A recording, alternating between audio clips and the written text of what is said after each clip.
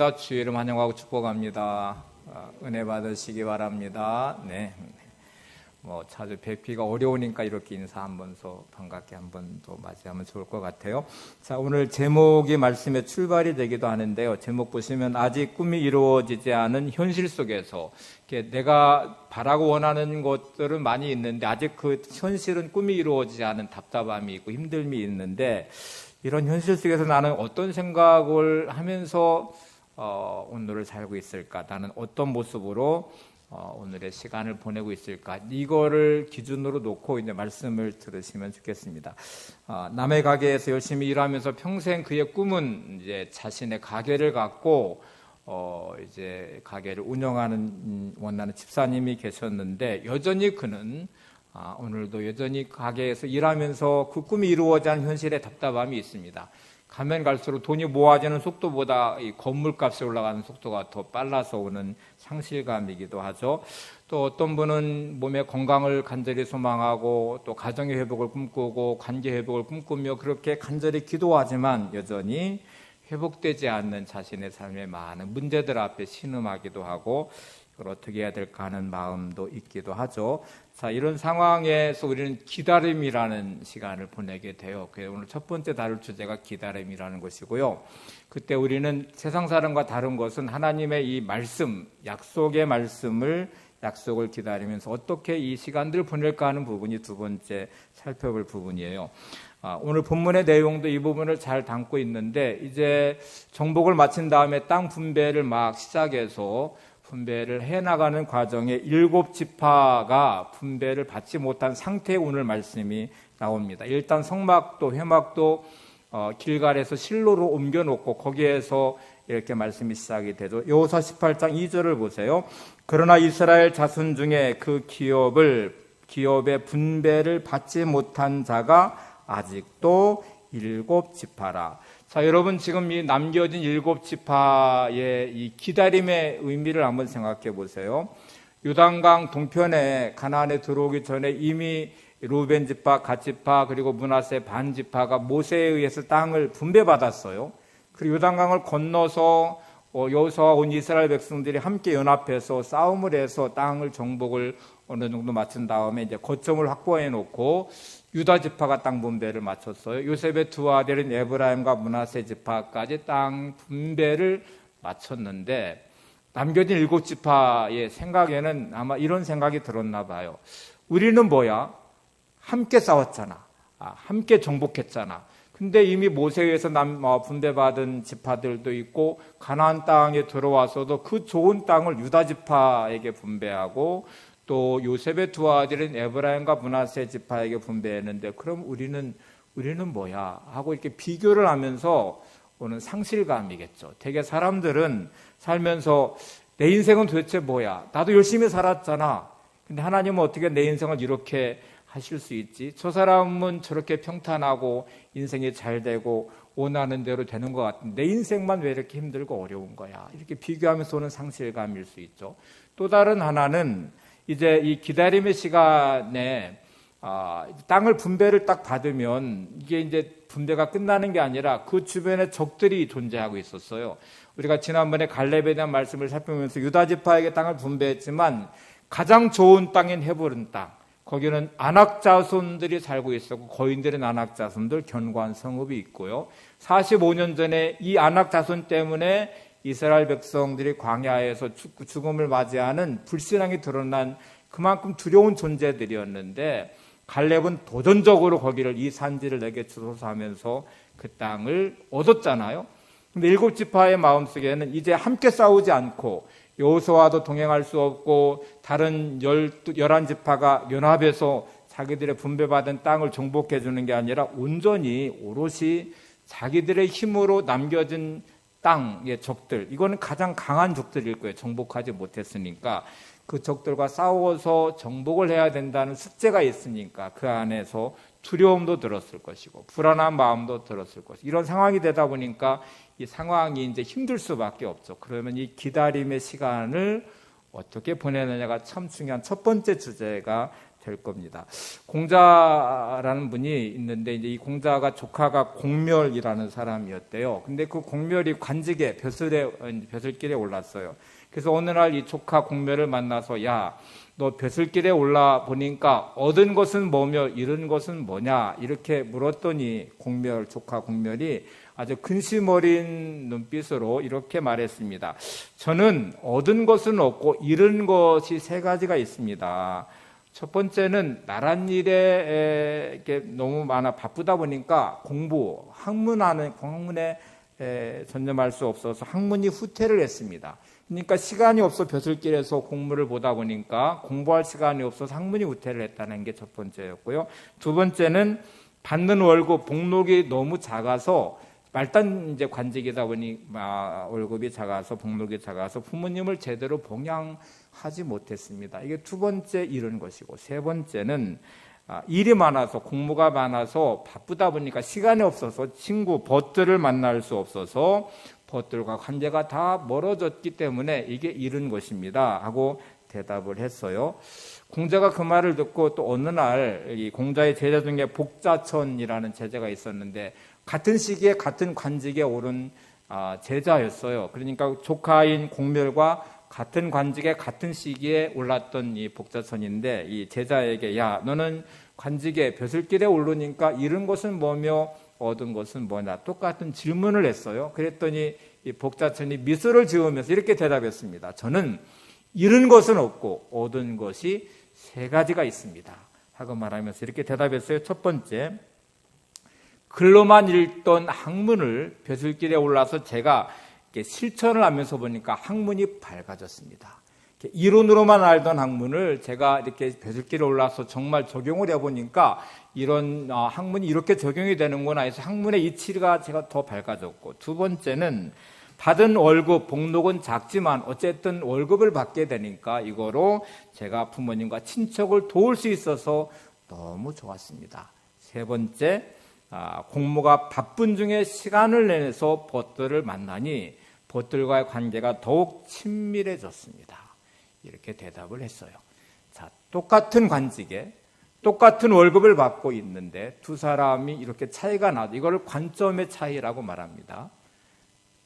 조카인 공멸은 그 관직에 오름으로 학문할 수 있는 공부할 수 시간이 없어서 학문이 후퇴했고, 받은 월급이 작으니 부모님을 제대로 공양할 수 없었고, 시간이 없어서 벗들을 만나지 못해서 관계가 다 끊어졌다.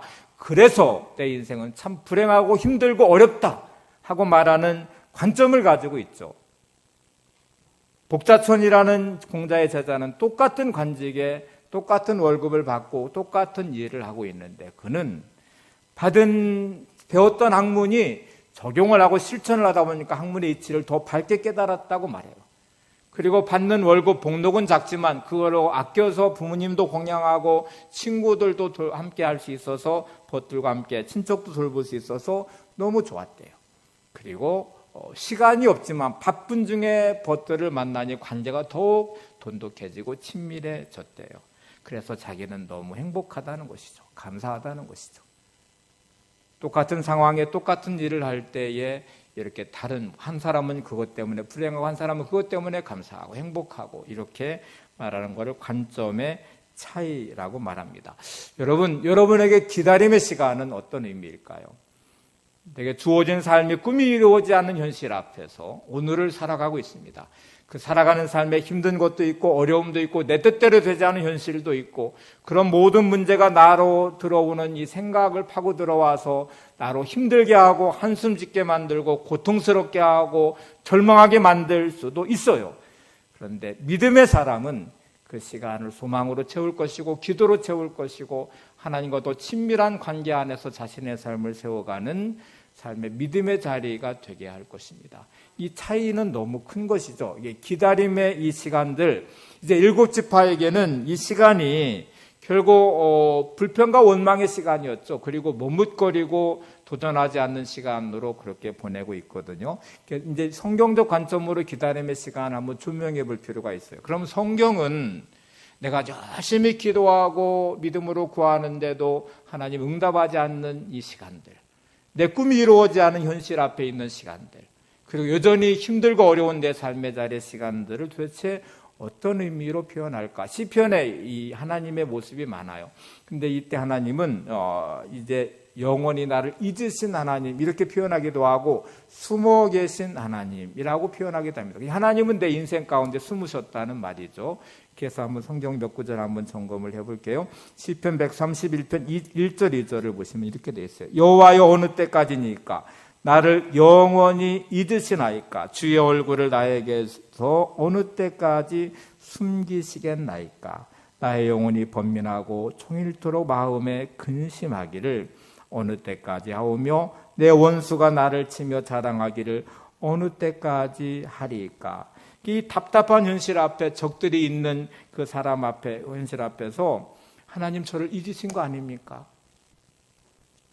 어느 때까지 하나님 숨어 계시면서 제 기도에 저의 삶에 간섭하지 않으시고 응답하지 않으실 것입니까? 이렇게 이제 말하는 내용이잖아요. 이게 내가 정말 열심히 하나님을 자꾸 구하는데 숨으신 하나님 앞에 당황하게 되죠. 그럼 하나님은 왜 그러셨을까 하는 이유가 좀 생각나게 되죠. 이사야서 45장 15절에 보면 이렇게 말씀해요. 구원자 이스라엘의 하나님이여 진실로 주는 스스로 숨어 계시는 하나님이십니다. 악인이 판을 치고 불의가 팽배해 있고 우상숭배가 만연한 이 세상 가운데 하나님은 구원의 하나님이신데 하나님 스스로 숨어 계시는 하나님이십니다. 언제까지 숨어 계십니까? 이렇게 탄식하는 내용이죠. 시편 27편 7절 9절도 보시면 이런 구절이 나와요. 여호와여 내가 소리내어 부르짖을 때에 들으시고 또한 나를 긍휼히 여기사 응답하소서. 너희는 내 얼굴을 찾으라 하실 때에 내가 마음으로 주께 말하되 여호와여 내가 주의 얼굴을 찾으리이다 하였나이다. 주의 얼굴을 내게서 숨기지 마시고 주의 종을 놓아여 버리지 마소서. 주는 나의 도움이 되셨나이다. 나의 구원의 하나님이시여 나를 버리지 마시고 떠나지 마소서. 정말 열심히 부르짖고 기도하는데 하나님 숨어 계시니까 그 숨어 계신 하나님을 그 얼굴을 제가 찾습니다. 제발 숨지 마시고 저에게 노하지 마시고 저를 구원해 주십시오. 저를 떠나지 마십시오. 이렇게 간구하는 기도의 내용이에요. 물론 시편과 이사야서의 내용은 그 답을 분명히 찾았어요. 찾아서 이제 승리의 자리로 가는 내용이에요. 그러면 우리가 한번 이렇게 전체를 묶어서 오늘 자세히 살펴볼 수 없으니까 그러면 숨어 계신 하나님, 내 인생 가운데 숨어 계신 하나님은 도대체 어떤 의미로 내가 이거를 해석해내야 될까? 어떤 관점을 가져야 될까? 생각해 보게 되죠. 프란시스 드 살레라는 이분이 계신데 영성학자예요. 이분이 이 숨어 계신 하나님의 의미를 세 가지로 정의를 했습니다. 좀 도움을 받아보도록 하죠. 왜 하나님은 우리에게 얼굴을 숨기시는가? 프란시스 드 살레라는 분이 첫 번째를 이렇게 말했어요. 영적 자만에 빠져 하나님께서 당연히 나와 함께 하신다고 생각하기 때문입니다. 여러분, 영적 자만에 빠져 하나님께서 언제나 나와 함께 하신다고 생각하는 그것 때문에 하나님은 숨어 계신 하나님으로 존재한다는 말이거든요. 이게 이제 무슨 의미일까를 한번 생각해 보세요. 우리가 신앙생활 하면서 되게 이런 착각을 많이 해요. 나는 예수 믿은 지가 30년 됐어, 40년 됐어. 나는 성경 말씀도 잘 알고 있지.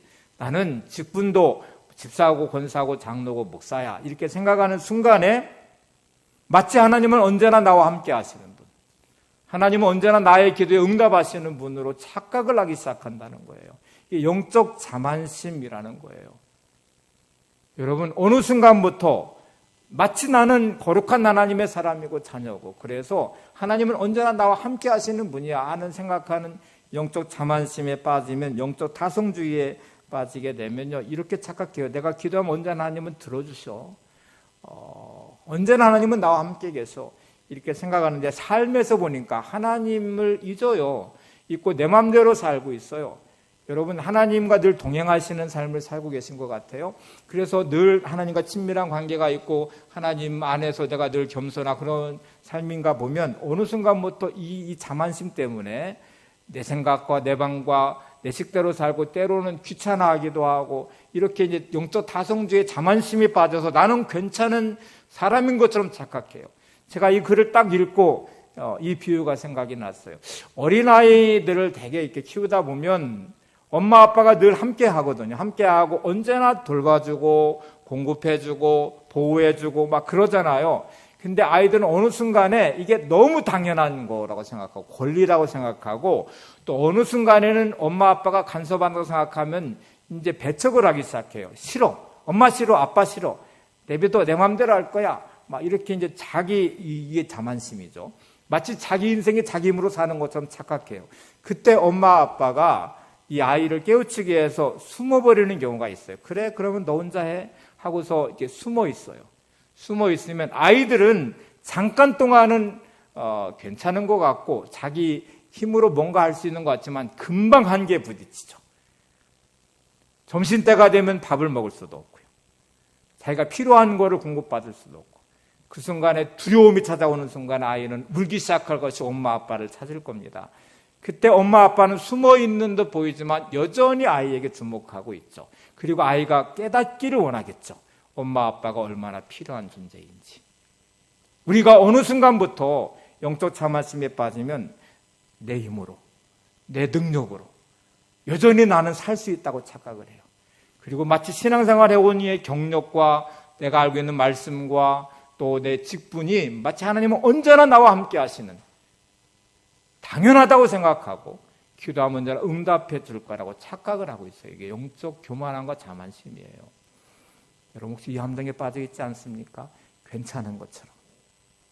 여전히 내 삶은 하나님이 함께 하시는 것처럼 착각하고 있지 않나요? 이렇게 숨는 하나님은 그때 우리를 향해서 내가 얼마나 필요한 존재인지를 좀 알아라. 너의 힘으로 사는 인생이 아님을 좀 깨달아라. 그래서 숨어 계신 하나님.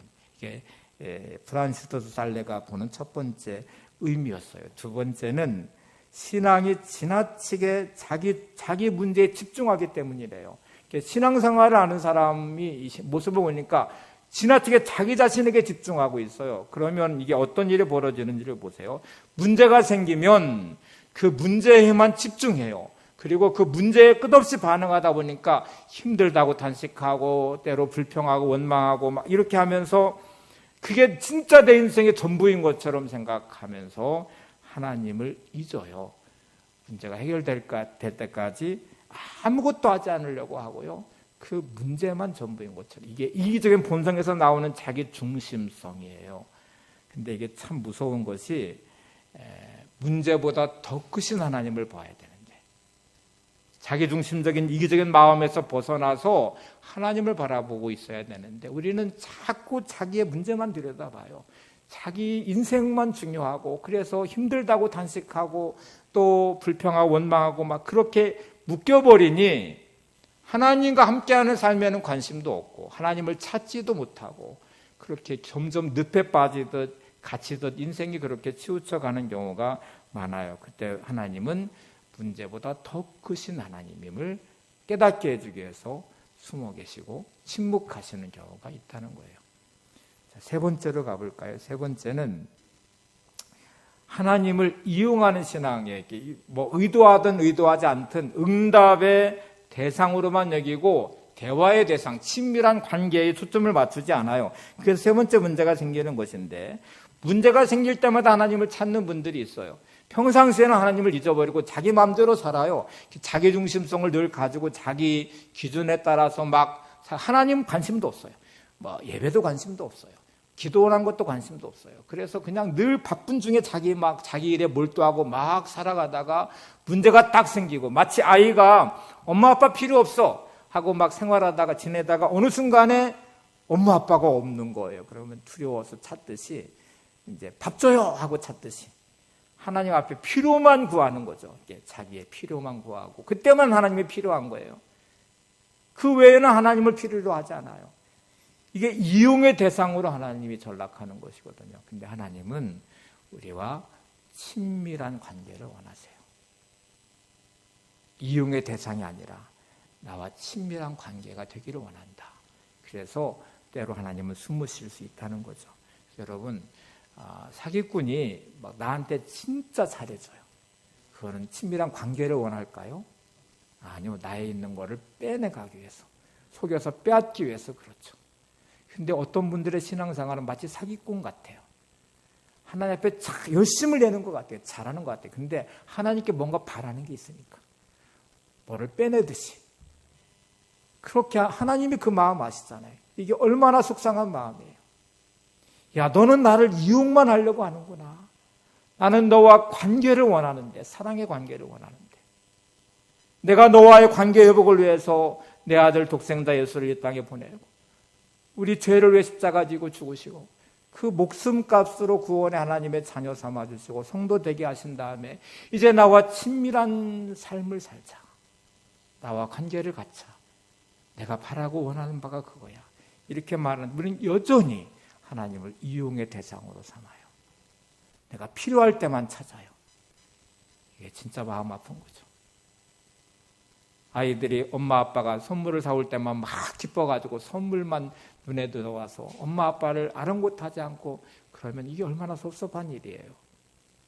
이게 우리가 신앙생활을 그렇게 하는 게 진짜 무서운 것이죠. 여러분, 기도한다는 것은 이 세 가지의 함정을 뛰어넘어서 하나님을 향해 믿음으로 나가는 것입니다. 하나님과 친밀한 관계 안에 들어가는 거예요.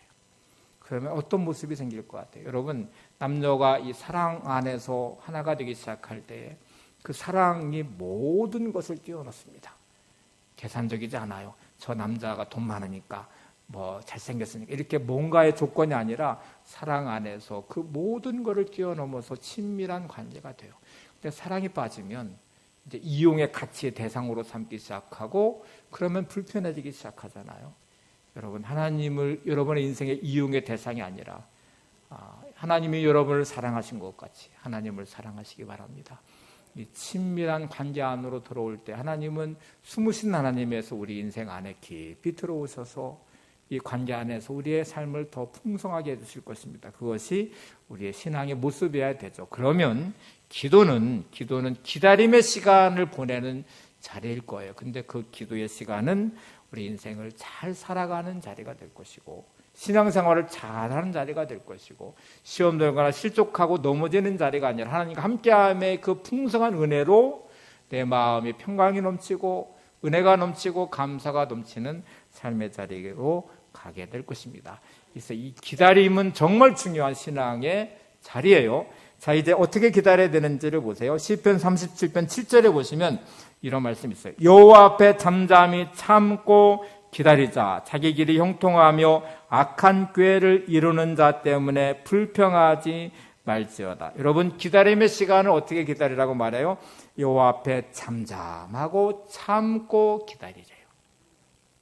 이게 어떤 자리일 것 같아요? 막 어쩔 수 없이 인생 신세 한탄하면서 불평하면서 원망하면서 기다리는 말이 아니라 소망 가운데 기다리는 것이고 기쁨으로 기다리는 것이고 하나님과 함께함의 그 한 자리에서 은혜 안에 기다리는 것이죠. 이게 잘 기다리는 거예요. 기다리는 것인데 이때 하나님은 숨어 계신 하나님이거든요. 숨어 계신 하나님인데 그 기다림의 시간을 참고 기다리는데 이렇게 말해요. 자기 길이 형통하며 악한 꾀를 이루는 자 때문에 불평하지 말지어다. 내가 기다릴 때에 누군가는 저렇게 평안한데 누군가는 저렇게 잘 되는데 내 인생만 왜 그래? 하고서 비교하고 불평하고 원망하는 기다림이 되면 안 돼요. 그러면 그 다음 절에 악을 만들 뿐이래요. 그러면 그 기다림은 하나님과의 친밀한 관계 안에서의 기다림이어야 되죠. 그리고 그 기다림은 내게 무한한 기쁨과 행복과 감사가 넘치는 기다림이어야 되죠. 여러분의 기다림은 어떠신 것 같아요? 오늘의 꿈이 이루어지지 않는 현실 앞에, 답답한 현실 앞에, 문제 많은 현실 앞에, 힘든 현실 앞에서 나는 정말 어쩔 수 없이 막 불평과 원망이 가득하면서 누구와 비교하면서 인생을 그렇게 하면서 막 견디고 참고 기다리는 기다림이라면 하나님은 여전히 숨어 계신 하나님일 거예요. 하나님을 향한 우리의 마음이 온전해져야 됩니다. 그러면 이제 중요한 답을 하나 찾아봐야 되죠. 기다림은 결국 우리의 삶이에요. 기다림은 우리의 모든 일상의 삶인데 이게 중요한 기다림의 자리가 돼야 되죠. 자, 이제 한번 생각해 보세요. 농부의 기다림을 보세요. 열심히 봄에 씨앗을 뿌리고 여름에 수고할 때 그 많은 고난과 힘듦의 시간의 기다림은 어디를 향하고 있어요? 가을에 추수를 향하고 있어요.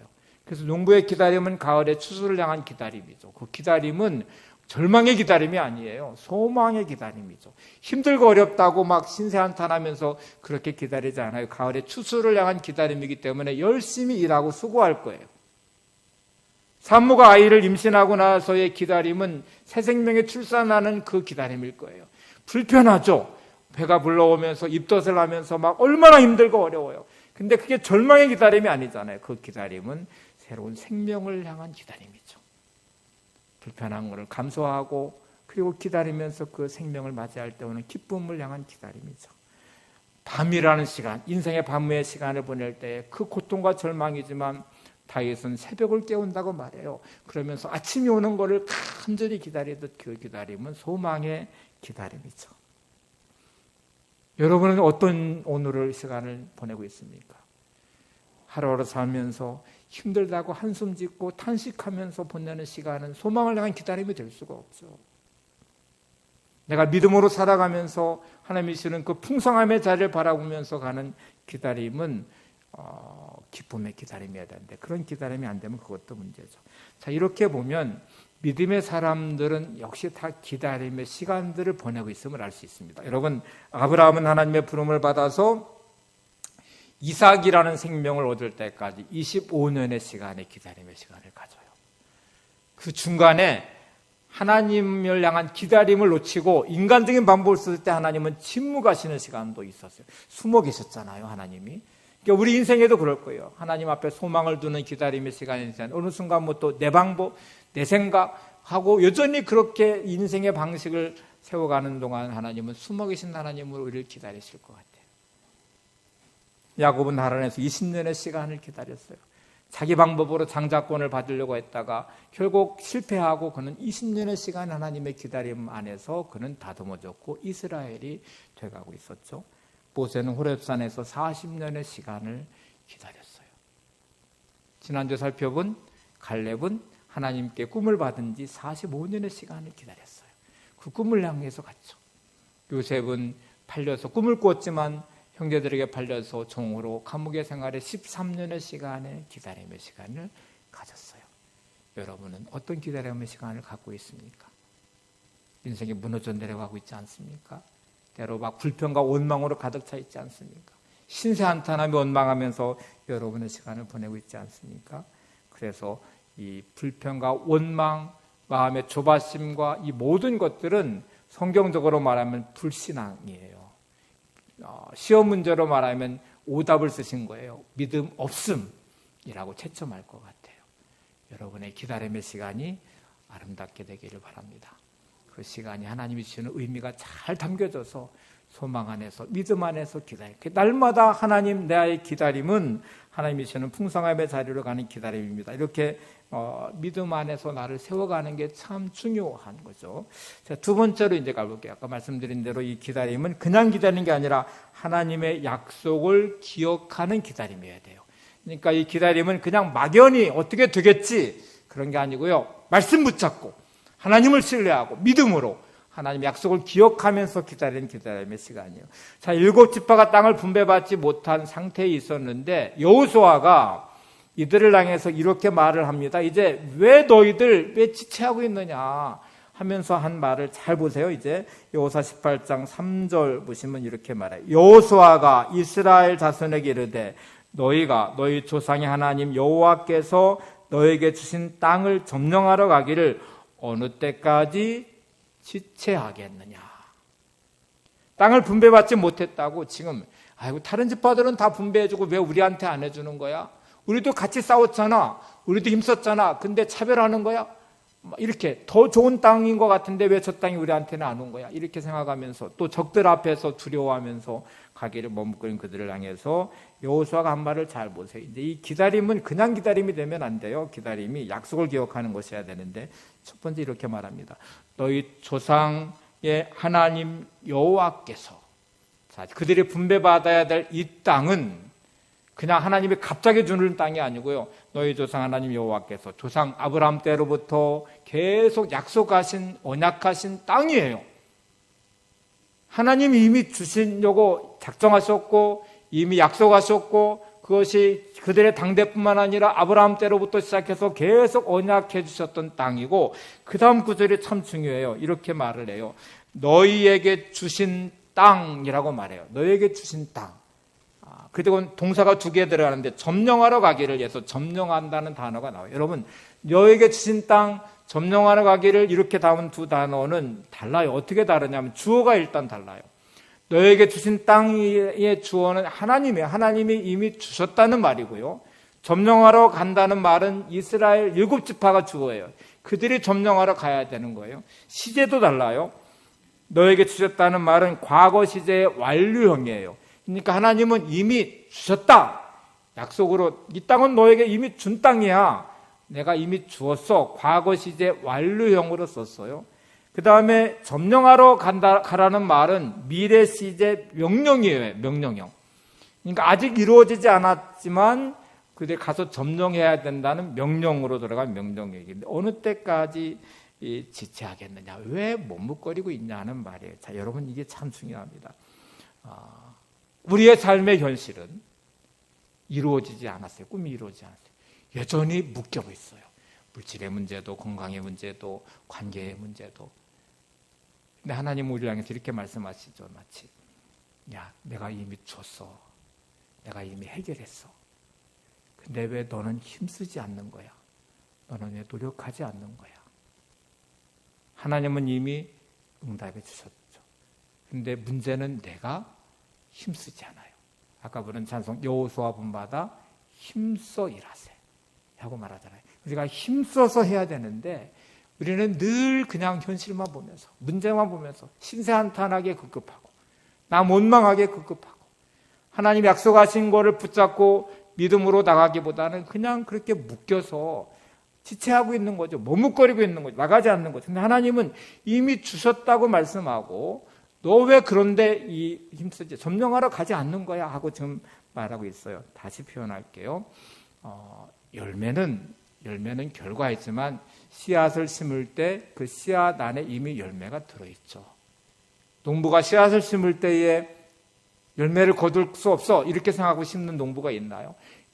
씨앗을 심을 때는 이미 열매를 그 안에 기대하며 심는 거잖아요. 뿌리 안에 이미 그 나무의 꽃이나 열매가 들어있는 거잖아요. 우리가 약속의 말씀을 붙잡는다는 것은 마치 그 약속 안에서 열매를 보는 거죠.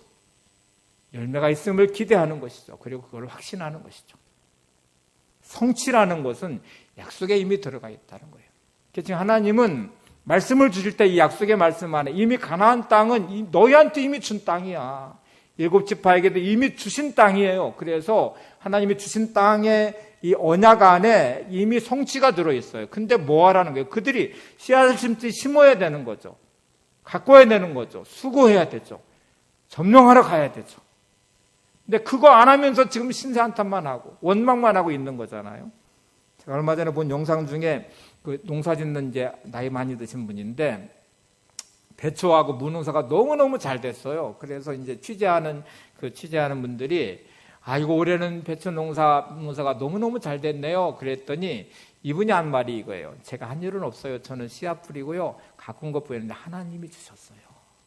하나님이 풍성하게. 이게 농부의 지혜죠. 살면서 열심히 농사를 지어보니까 아무리 열심히 해도 가뭄이 들거나 홍수가 나거나 태풍이 몰려오면 농사가 잘 지어질 수 없다는 걸 알아요. 아니까 이 풍성함을 누가 주셨다고 말하냐면 하나님이 주셨어요. 이렇게 표현한 거예요. 그러면 그렇다. 하나님이 주셨으니까 나는 아무것도 안 해도 돼. 그런 게 아니잖아요. 그는 그거를 기대하면서 열심히 농사를 진 거잖아요. 여러분은 오늘의 시간을 어떻게 보내시는지를 점검해 보셔야 돼요. 하나님의 언약의 약속의 말씀 붙잡고 오늘도 최선을 다하십니까? 하나님을 기대하며 꿈꾸며 소망하며 감사하며 하나님의 친밀한 관계 안에 여러분 삶을 살아가십니까? 그러면 기도를 하시잖아요. 기도할 때에 기도 안에는 하나님의 이 언약의 성취가 담겨져 있다는 거 아십니까? 여러분이 기도할 때 하나님은 이미 응답을 담보해 놓으셨어요. 기도에 대한 구절들을 한번 찾아보시면 내가 기도할 때 그냥 막연한 기도가 아니라 하나님은 이미 우리 안에 응답을 약속해 놓으셨어요. 이게 중요합니다. 예레미야 33장 3절을 한번 보실래요? 이렇게 돼 있어요. 너는 내게 부르짖으라. 내가 내게 응답하겠고 내가 알지 못하는 그 은밀한 일을 내게 보이리라. 너무 잘 아시는 말씀. 어느 분은 이걸 천국의 전화번호 33국의 3번 이렇게 표현하기도 하잖아요. 그러면 부르짖으면 모호하고 불확실한 게 아니라 하나님은 내게 응답하시겠다는 약속을 그 안에 넣어놓으셨어요. 그것뿐만 아니라 크고 은밀한 일까지도 보여주신대요. 덤으로도 더 많은 걸 알게 해주시겠대요. 근데 우리의 기도 안에는 불확실함이 기도의 자리에 서지 못하게 만들기도 하고, 기도하면서 여전히 불안하고 여전히 염려하고 두려워하고 낙심하고 절망할 때가 많죠.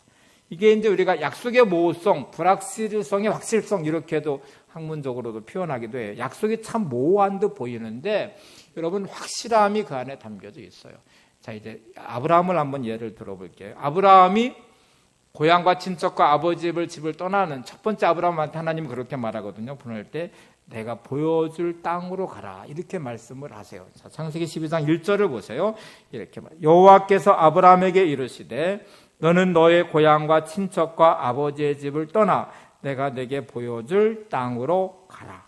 이게 여러분 확실함이 아니고 불확실한 약속의 모호성이에요. 예를 들어서 저한테 야 윤재야 너 지금 대전을 떠나서 서울로 가라 이러면 확실하죠. 목적지가 확실하잖아요. 근데 이렇게 말했어요. 하나님이 야 윤재야 너 대전을 떠나 그리고 내가 너한테 보여줄 곳으로 가. 도대체 어디로 가라는 거예요? 모호하잖아요. 어디가 없잖아요. 하나님은 아브라함에게 야 너 고향과 친척과 아버지의 집을 떠나서 어디로 가요? 내가 너한테 보여줄 땅으로 가. 이제 이렇게 말씀하시니 이게 모호함과 불확실. 사람이 왜 두려워하고 불안해하는 줄 아세요? 불확실함 때문에 그래요. 내가 기도하면 하나님 응답해 주실까? 내가 오늘 열심히 살면 진짜 내일은 좋은 일이 있을까? 이 문제 잘 해결될까? 이게 불확실하니까 염려가 되고 불안하고 두렵잖아요. 하나님을 믿지 못하겠다는 말과 똑같거든요. 그러니까 여러분 이게 약속의 모호함과 불확실함이 하나님의 방식이라는 것도 아셔야 되고 그런데 아브라함은 믿음으로 떠났대요.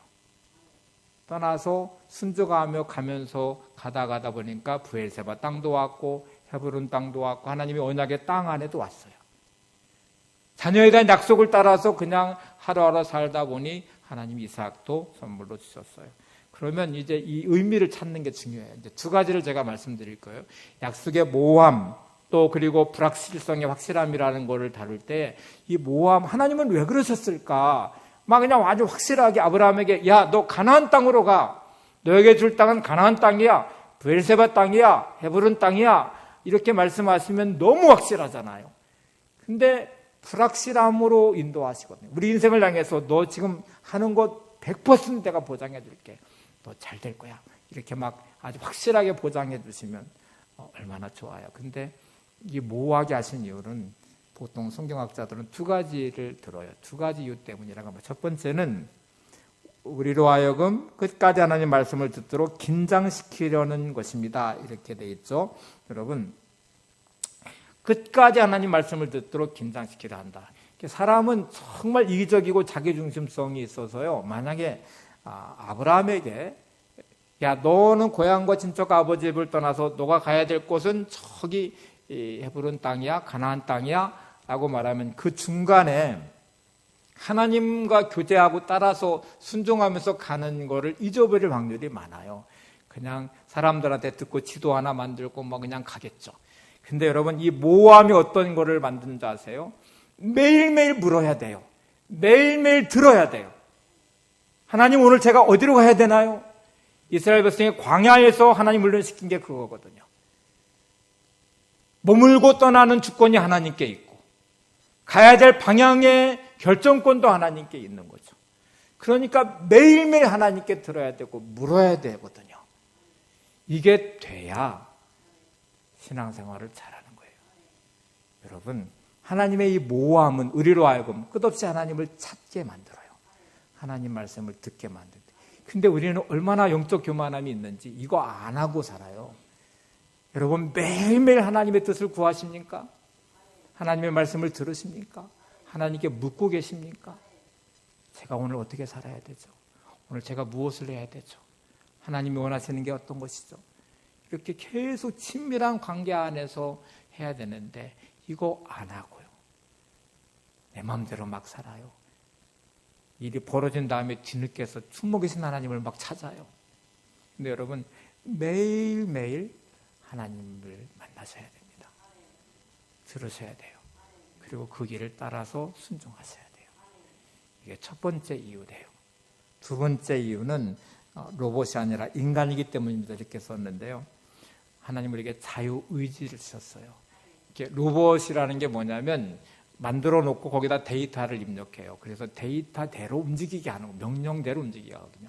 4차 산업혁명이 나면서 이제 AI라고 해서 자율 기능, 자율 능력, 사고 기능이 만든 로봇이 만들어지면 인간과 구분하기가 어려워진다고 요즘 말하잖아요. 근데 여러분, 하나님은 우리를 마치 조종하는 로봇처럼 여기지 않으셨어요. 그러니까 우리와 인격적인 교제를 원하셨어요. 자유의지를 주시고 하나님이 말씀하시면 우리의 의지를 가지고 하나님 앞에 순종하고 하나님을 기뻐하고 하나님과 교제하고 이런 관계 안에 들어오기를 원하셔서 이 모함이 갖는 의미가 그런 거라는 거죠. 끝없이 나와 교제하고 그 안에서 네가 자율적으로 너의 자유의지를 가지고 믿음으로 너의 삶을 선택하며 결정하며 살아가라고 주신 우리의 삶이라는 것이죠. 그래서 관계를 점검해 보셔야 돼요. 그러면 나는 하나님과의 인격적인 관계 안에서 늘 교제하고 소통하고 하나님을 찾고 구하고 만나고 그 은혜 안에서 내가 누리는 삶을 살아가고 있는지를 점검해 보셔야 되죠. 이 관계가 이루어져 있으면 예수님이 하신 말씀이 딱 들어올 거예요. 마가복음 11장 24절 이렇게 말합니다. 그러므로 내가 너희에게 말하노니 무엇이든지 기도하고 구하는 것은 받은 줄로 믿으라. 그리하면 너희에게 그대로 되리라. 하나님께 기도할 때 하나님 관계가 온전한 영적 교제가 이루어지는 사람은 기도하면 받은 줄로 믿어요. 왜냐하면 하나님과 관계가 지금 잘 이루어지고 있으니까. 여러분, 관계라는 게 참 이제 좋기도 하고 무섭기도 해요. 어떤 관계는요, 계산되지 않는 관계가 있어요. 친밀함이 있어요. 그 친밀한 관계는 관계를 통해 많은 것을 누리고 내게 있는 것도 아낌없이 주고 싶어 하고 그 사람이 있는 것도 아낌없이 내게 흘러오고 그 풍성함이 있어요. 근데 관계가 계산적인 관계로 들어가는 순간에 이제 그때부터는 뭐가 돼요? 계산이 되기 시작해요. 관계가 불편하고 힘들고 이용하기 시작해요. 하나님을 그렇게 가시면 안 돼요. 하나님을 향해서 내가 계산적인 관계로 가시면 안 되고 그 관계가 풍성한 것을 누리면서 그 안에서 내게 들어오는 것도 확신하는 믿음이 있는 거죠. 빌립보 4장 19절에 보면 이 말씀이 그 의미예요. 나의 하나님이 그리스도 예수 안에서 영광 가운데 그 풍성한 대로 너희 모든 쓸 것을 채우시리라. 관계가 형성돼 있고 그 관계 안에 있으면 예수님 안에 있으면 야 너희들 그 영광 가운데 풍성한 너희 모든 걸 다 채워주실 거야. 하나님이 그런 하나님이시라는 거죠. 우리가 이렇게 누군가를 믿으면요, 그의 말을 신뢰하게 돼요. 한번 보세요. 관계가 잘 소통이 되고 그 사람을 잘 믿어요. 신뢰하면 말하면 그래 맞아 내가 믿을게 그래요. 근데 관계를 믿을 수가 없으면 이제 어떻게 되지? 계산적으로 들어가기 시작하면 내가 너 말 못 믿겠어. 각서를 써. 그래도 못 믿으면 뭐예요? 공증을 해야 될 것 같아. 막 이렇게 이제 뭔가 막 장치를 마련하잖아요. 하나님을 향한 믿음이 희미해지는 순간에 뭔가 확실해야 될 것 같아요. 그래서 막 뭔가 계산을 하기 시작해요. 근데 여러분, 하나님 관계가 온전한 친밀함이 있으면 말씀하신 그대로 믿어요. 믿으니까 기도하면 받은 거로 확신해요. 그리고 이미 그 안에서 풍성한 걸 준 하나님을 내가 확신하니 오늘의 삶에 묶이지 않고 믿음으로 나가기 시작해요. 이제 우리가 마지막 점검할 말씀을 보겠습니다. 여호수아 18장 4절에서 6절을 보세요. 너희는 각 지파에 세 사람씩 선정하라. 내가 그들을 보내리니 그들이 일어나서 그 땅에 두루다니며 그들의 기업에 따라 그 땅을 그려가지고 내게로 돌아올 것이라. 그들이 그 땅을 7부분으로 나누되 유다는 남쪽 자기 지역에 있고 요셉 족속은 북쪽 지에 있는 그들의 지역에 있으니 그 땅을 7부문으로 그려서 이곳 내게로 가져오라. 그러면 내가 여기서 너희를 위하여 우리 하나님 여호와 앞에서 제비를 뽑으리라. 자, 지금 여호수아는 7지파를 향해서 이렇게 말을 합니다. 자, 각 지파에 3사람씩 나와서 대표가 돼서 이제 지금부터 너희들에게 줄 땅으로 가서 그려서 와라. 이렇게 말하는 내용이에요. 근데 여기에 전제가 하나 딱 들어있어요. 자, 유다 지파가 받은 땅도 있고 요셉의 두 아들인 에브라임과 므낫세가 받은 땅도 있어요. 근데 지금 7지파가 그려와야 될 땅은 그 땅이 아니죠. 왜 이들은 머뭇거리고 있냐면 그 땅이 탐났거든요. 그 땅을 우리한테 줘야 되는데 안 줬다고 생각하는데 지금 여호수아의 말은 그건 너희들의 몫이 아니니까 그 땅을 빼놓고 하나님이 너희들에게 줄 땅으로 가서 그 땅을 그려서 와. 그러면 7부분으로 나눠서 제비 뽑아서 주겠다는 말이거든요. 자, 이게 왜 이렇게 중요한지를 보세요. 여러분, 내가 나의 삶을 살아야 되는데 우리는 자꾸 누군가와 비교해서 저 사람처럼 내가 막 불평과 원망이 생기는 건 누구와 같이 안 됐기 때문에 또 내 인생이 내가 원하는 대로 안 됐기 때문인데 하나님은 야, 그거 비교하지도 말고 흉내내지도 말고 너는 너의 인생을 사는데 내가 너에게 줄 너의 인생을 좀 그려라. 너의 인생을 좀 꿈꿔라.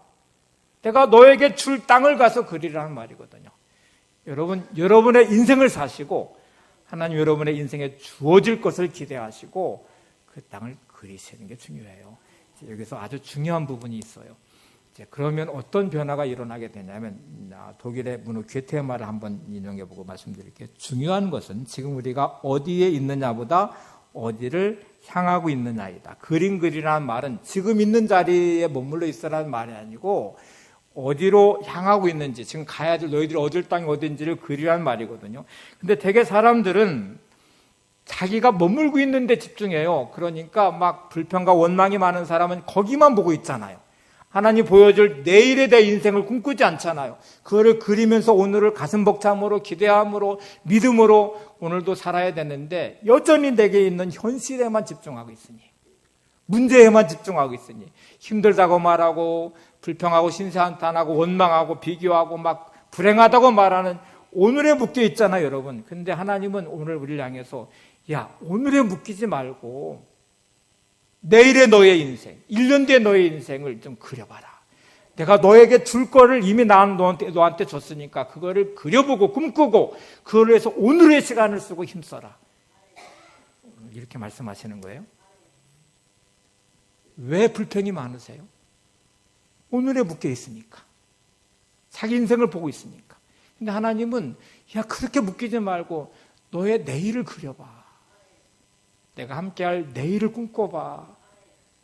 너의 삶을 인도할 이미 너한테 이런 복을 줬으니까 이런 땅을 약속했어. 이미 너한테 줬어. 그 땅을 가서 그려보고 가서 점령하고 그 인생을 살아. 이렇게 말씀하시는 내용이에요. 여러분, 지금부터 이 부분을 잘 하셔야 돼요. 아브라함이 롯과 함께 동행을 하다가 이제 막 서로 목자들이 싸우게 됐잖아요. 그래서 서로 갈라질 수밖에 없었는데 이제 롯에게 야, 너는 너 함께 할 수 없으니 네가 좌하면 내가 우하고 네가 우하면 나는 좌하리라 이러면서 이제 헤어지는 장면이 나오는데요. 롯이 눈으로 딱 보니까 막 소알 땅, 또 소돔과 고모라 땅, 막 에덴 동산 같기도 하고 애굽의 나일 강변의 그 풍요로움 같기도 하고 해서 그 땅으로 딱 떠나가 버렸어요. 아브라함의 마음이 어마어마한 상처를 받은 것 같아요. 내가 너를 어떻게 키웠는데, 어떻게 함께 왔는데, 이렇게 막 거기를 눈에 보이는 곳 그냥 보지도 뒤도 안 돌아보고 간 아브라함의 그 상실한 마음에 하나님은 이렇게 말씀하시는 게 참 중요한 말씀이에요. 창세기 13장 14절 15절을 보시면 롯이 아브라함을 떠난 후에 여호와께서 아브라함에게 이르시되 너는 눈을 들어 너 있는 곳에서 북쪽과 남쪽 그리고 동쪽과 서쪽을 바라보라. 보이는 땅을 내가 너와 내 자손에게 주리니 영원히 이르리라. 롯과 헤어져서 롯을 향해서 너의 마음 묶이지도 말고 너의 눈으로 보이는 것에 묶이지도 말고 이제부터 내가 너에게 보여줄 것을 한번 봐. 동서남북을 다 본 다음에 이거 너와 너의 자손에게 주어서 영원히 이르게 될 거야. 이렇게 말씀하세요. 여러분 믿음의 눈을 들어 하나님이 주시는 곳을 보시기 바랍니다. 여러분의 인생의 미래를 한번 보세요.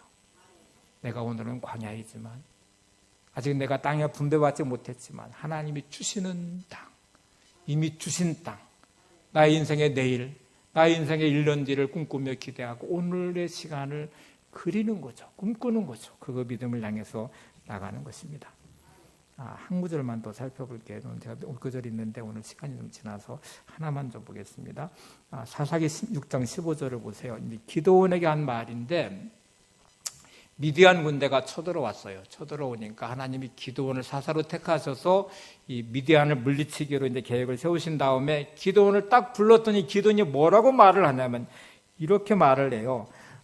그러나 기드온이 그에게 대답하되, 오 주여, 내가 무엇으로 이스라엘을 구원하리까? 보소서, 나의 집은 므낫세 중에 극히 약하고 나는 내 아버지 집에서 가장 작은 자니이다 하니. 이게 우리의 아주 고질적인 우리들의 모습이에요. 하나님은 내일을 보고 계셔요. 그래서 미디안이 쳐들어왔지만 이 미디안을 물리칠 거로 하나님은 약속을 하시고 기드온한테, 야, 네가 가서 싸워라. 내가 이 미디안을 물리칠 거야. 이렇게 했더니 기드온은 어디를 보고 있어요? 하나님 약속을 향해서 내일을 보지 않고 나를 보고 있어요. 하나님, 저를 보세요. 제가 누군데 이렇게 나가서 이스라엘을 위해서 싸울 수 있겠어요? 저는 므낫세 중에서, 우리 집안은요, 므낫세 중에서 약해요. 그러니까 우리 집안은 별 볼 일 없어요. 우리 집안이 므낫세 집안에서 가장 별 볼 일 없는 집안이에요. 그리고 저를 보세요. 저는 우리 집안 중에도 가장 작은 자예요.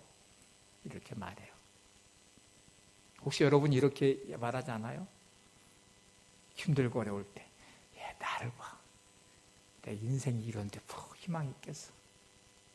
하나님은 우리를 부르실 때 완벽하게 부르지 않으세요. 여러분, 우리가 완전해서 택함받아 구원받은 것이 아닙니다. 우리가 막 100% 준비되어 있어 여러분의 인생의 미래를 약속하시는 게 아니에요. 하나님은 딱 2가지만 요구하세요. 여러분의 믿음 보고 싶어 하세요. 그리고 순종을 원하세요. 기드온이 무슨 막 준비가 돼서 막 집안에 갑자기 이 가장 막내가 막 장자가 되는 것도 아니잖아요. 무슨 막 가문이 바뀌어가지고 므낫세 가문에서 뭐 명문 가문으로 집안을 만들어 놓지 않고, 하나님은, 야, 너를 보지 말고 나에게 순종해. 나를 신뢰해. 그러면 내가 너한테 승리를 줄 거야. 이게 오늘의 답이에요.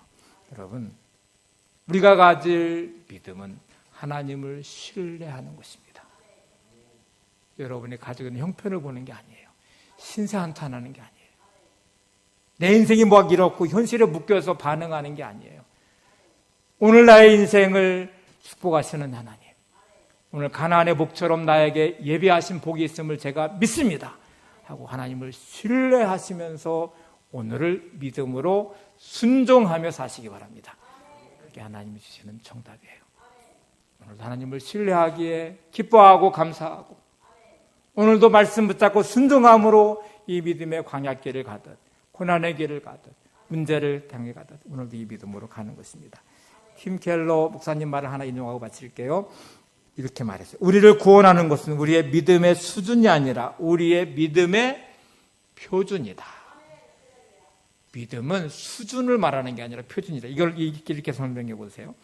나를 구원하는 것, 내가 잘 되는 것, 하나님은 나한테 막 수준을 원하는 게 아니에요. 막 믿음을 수준처럼 너는 이 정도 준비되어 있어야 돼. 이런 게 아니고 믿음의 표준. KS 마크는 기준, 표준이잖아요. 믿음은 하나님이 표준을 원하시는 거예요. 이 표준이 뭐냐면 하나님을 신뢰하는 것이고 순종하는 것입니다. 여러분한테 막 대단한 어떤 뭐를 원하는 게 아니에요. 막 변해가지고 너 돈을 이만큼 가지고 있어야 내가 너를 쓸 수 있어. 또 공부를 이만큼 했어야 내가 성경을 몇 번 읽었어야, 기도를 몇 시간 해야, 이렇게 말하지 않으세요. 하나님은 지금 당장 여러분을 향해서 네가 나를 신뢰하면 돼. 나와 친밀한 관계 안에 있으면 돼. 그리고 말씀 따라 순종하면 내가 너한테 줄 거야. 이렇게 말씀하고 계신 거잖아요. 여러분, 7집 바처럼 평생 꿈꾸던 하나님의 언약의 땅이 아직 성취되지 않았습니까? 여호와 앞에 잠잠히 참고 기다리시기 바랍니다. 그 기다림의 시간이 소망의 시간이고 기쁨의 시간이고 감사의 시간이 되시기 바랍니다. 그리고 하나님의 약속의 응답을 믿으시고 하나님을 신뢰하시고 오늘도 믿음으로 순종하며 살아가시는 삶이 되시기 바랍니다. 오직 예수뿐이란 찬양 부르실 텐데 이렇게 고백해 은혜 아니면 살아갈 수가 없네. 호흡마저도 다 주의 것이니 세상에 평안과 위로 내게 없어도 오직 예수뿐이라. 이렇게 배우죠. 크신 계획 다 볼 수 없고 작은 고난에 지쳐도 죽게 묶인 나의 숨 버티고 견디게 하시네. 오늘도 크신 계획 다 볼 수 없지만 주님께 묶여있는 나의 삶을 견디고 버티고 견디게 하신 하나님의 은혜를 찬양하며 고백하시기 바랍니다.